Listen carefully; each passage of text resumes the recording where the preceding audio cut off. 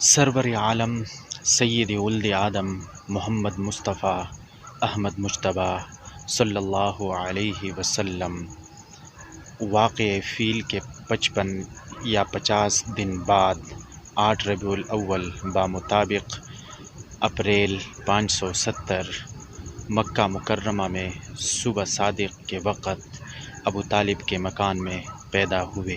ولادت بسعادت میں مشہور قول تو یہ ہے کہ حضور پرنور صلی اللہ علیہ وسلم 12 ربیع الاول کو پیدا ہوئے، لیکن جمہور محدثین اور مورخین کے نزدیک راجح اور مختار قول یہ ہے کہ حضور پرنور صلی اللہ علیہ وسلم 8 ربیع الاول کو پیدا ہوئے ہیں۔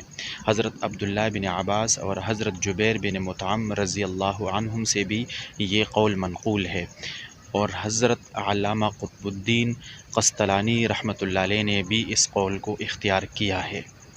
بحوالہ سیرت مصطفیٰ صلی اللہ علیہ وسلم مصنف حضرت علامہ مولانا ادریس کاندہلوی رحمۃ اللہ تعالی علیہ، جلد نمبر 1 صفحہ نمبر 56 اور 57۔